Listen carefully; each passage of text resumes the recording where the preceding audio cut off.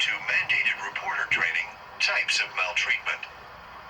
This Minnesota Department of Human Services training is for individuals mandated to report child maltreatment. There are several types of maltreatment that you are required to report. This video will provide you with a broad overview of each type of maltreatment to help you better understand what and when to report. There are 5 types of maltreatment that are reportable: neglect, physical abuse, sexual abuse, mental injury, and threatened injury. The majority of reports concern neglect, followed by physical abuse, sexual abuse, mental injury, and medical neglect. Neglect reports, 61%. Physical abuse reports, 41%. Sexual abuse reports, 12%. Mental injury reports, 2%. And medical neglect reports, 1%. Further details regarding maltreatment types are included in relevant statutes and in the Minnesota Child Maltreatment Intake, Screening, and Response Path Guidelines. Neglect encompasses a wide range of circumstances. Neglect is defined in Minnesota Statute 626.556, Subdivision 2. Neglect is the commission or omission of a parent or other caretaker to provide basic needs or care of a child. This may include the lack of food, clothing, shelter, education, supervision, and medical care.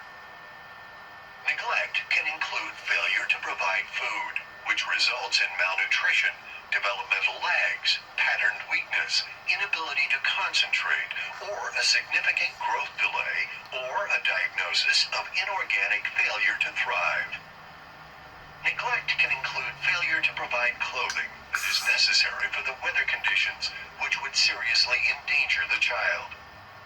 Neglect can include failure to provide education, which includes 7 unexcused absences for a child under age 12. Neglect can include failure to provide shelter, which includes dangerous living conditions in which the parent or caregiver has control over. Examples include, but are not limited to, inadequate heat, water, and/or electrical service, environmental hazards including missing windows or open electrical sockets, unsanitary conditions that would be a health hazard for children. Neglect can include failure or refusal to provide medical care. This may include, but is not limited to, refusal or failure to seek or obtain or follow through with necessary medical care when there is a serious risk to the child. This does not include a parent's choice to rely on spiritual or prayer means if it is not life-threatening to the child. Failure to thrive diagnosis. Failure to provide for a child's special needs. Neglect can include lack of supervision. Children under the age of 8 should never be left unsupervised. The following guidelines can be used for older children. Ages 8 to 10 can be left unsupervised up to 3 hours. Ages 11 to 13 can be left unsupervised up to 12 hours. Ages 14 to 15 can be left unsupervised up to 24 hours. Ages 16 to 17 can be left unsupervised for over 24 hours. In these circumstances, a plan must be in place for the child, which must include an adult to contact and a method for contact in the event of an identified need. Other factors weigh into whether a child may be left unsupervised.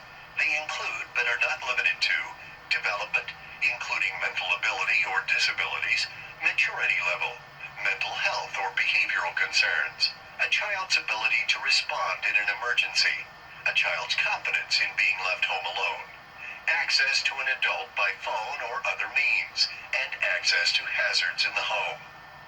These factors should also be considered when older children are babysitting for younger children. When considering whether a child should be providing care and supervision to younger children, the factors just discussed should be considered. In addition, children under 11 should not provide child care. For older children, ages 11 to 17, apply the time limits listed. Neglect can include a parent using a controlled substance for non-medical purposes or excessive use of alcohol when pregnant. Prenatal exposure may be diagnosed through toxicology screens or tests. withdrawal symptoms at delivery, or developmental delays detected in the first year of life due to prenatal exposure. At times, conditions such as poverty create circumstances in which a child may be neglected due to the parent's lack of financial resources. Under these circumstances, local child welfare agencies work to assist parents in correcting the conditions of neglect and to meet the protective needs of their children. Physical abuse differs from child neglect, although the results of abuse and neglect may be similar. Both can lead to physical injury, emotional harm, and even death. The definition of physical abuse is a non-accidental injury inflicted by a person responsible for the child's care.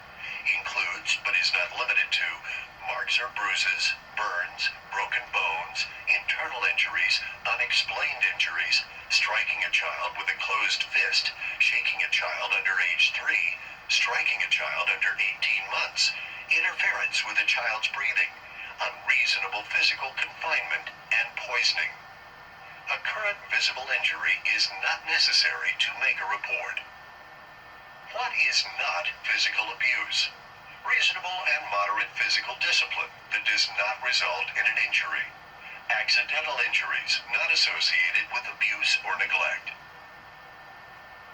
Injury is an injury to the psychological or emotional stability of a child, as evidenced by an observable or substantial impairment in the child's ability to function within a normal range of performance and behavior, with due regard to a child's culture.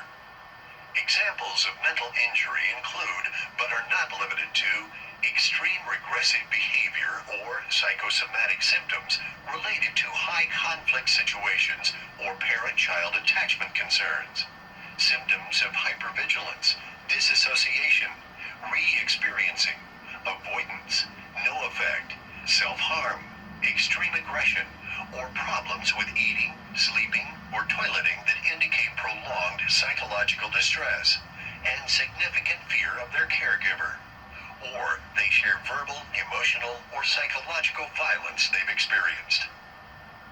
There are situations where actual harm to a child has not occurred, but the situation or conditions put the child at substantial risk of being harmed. This is called threatened injury, which can include threatened physical or sexual injury. Threatened injury is a statement, overt act, condition, or status that represents a substantial risk of physical or sexual abuse or mental injury, including, but not limited to, exposure to dangerous persons or situations, threats of violence towards a child, a person threatening to engage in sexual behavior with a child, a parent or household member with the status of predatory offender, possession of child pornography, or purposefully exposing a child to sexual activity and sexually transmitted diseases. Predatory offenders. If a parent or household member is registered or required to register as a predatory offender, it must be reported. This includes parents that do not reside in a child's primary household. Sexual abuse means the subjection of a child to sexual contact by a person responsible for a child's care, a person with a significant relationship to the child, or a person in a position of authority. Sexual contact includes fondling, touching intimate parts, and sexual intercourse. Sexual abuse also includes the use of a child in prostitution or in the production of sexually explicit works. Sexual abuse also includes threatened sexual abuse and sex trafficking. Sexual abuse includes sex trafficking. Sex trafficking is a type of commercial sexual exploitation that involves the prostitution of an individual, in which a third person, not the buyer or the victim, facilitates or profits. Any act of sex trafficking should be reported.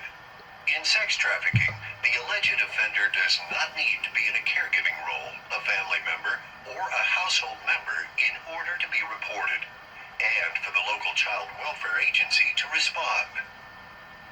Sexual exploitation is broader in definition than sex trafficking. Sexual exploitation includes when a youth who is alleged to have engaged in conduct which would, if committed by an adult, violate any federal, state, or local law relating to offering to be hired or agreeing to be hired by another individual to engage in sexual penetration or sexual conduct. The promise of anything of value is given to a person by any means in exchange for any type of sexual activity, and a third party may or may not be involved. Sex trafficking and sexual exploitation laws are new, and if you would like more information on training, contact your local child welfare agency, who can give you the number of your Safe Harbor Regional Navigator. Incidents of domestic violence are reportable when they meet the statutory threshold for physical abuse, mental injury, threatened injury, sexual abuse, or neglect to a child. There are times when domestic violence and child maltreatment co-occur. In most cases, a child must be directly involved in, a witness to, or otherwise situated in a location that puts them at risk during incidents of domestic violence.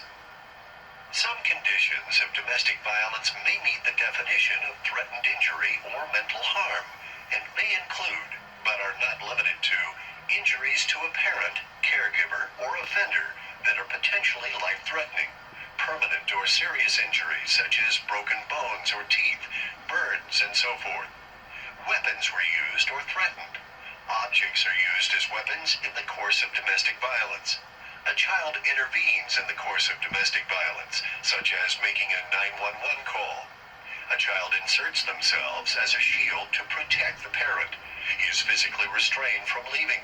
An alleged offender does not allow the protective parent and child access to basic needs, impacting their health and safety.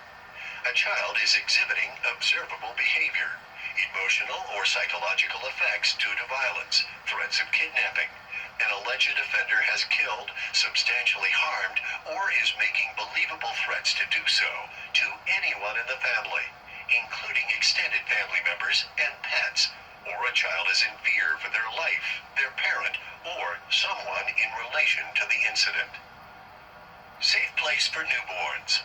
The Safe Place for Newborns law allows a mother or someone with the mother's permission to leave her infant at a safe place within 7 days of giving birth and remain anonymous. Newborns left at a safe place must have been born within 7 days, as determined within a reasonable degree of medical certainty. Present unharmed at the time received by medical personnel, and be left by the mother or a person with the mother's permission. While this is not a type of maltreatment, it is important to know the requirements for reporters under this law. The law defines a safe place as a hospital licensed under Minnesota statutes, sections 144.50 to 144.56, or a healthcare clinic that provides urgent care medical services, or an ambulance service dispatched in response to a 911 telephone call from a mother or a person with the mother's permission to relinquish a newborn. When a person is leaving a newborn under the Safe Place law, the Safe Place provider receiving the newborn must not inquire as to the identity of the mother or of a person leaving a newborn, or call the police, provided the newborn is unharmed when presented to a Safe Place provider. A Safe Place provider may ask the person leaving a newborn about the medical history of the mother or newborn, but they are not required to provide information. The Safe Place provider may give a person leaving a newborn information about how to contact relevant social service agencies. Within 24 hours of receiving a newborn, medical staff must inform the responsible social service agency that a newborn has been surrendered under the Safe Place law, but must not do so until the person leaving the newborn leaves the premises. This has been mandated reporter training, types of maltreatment.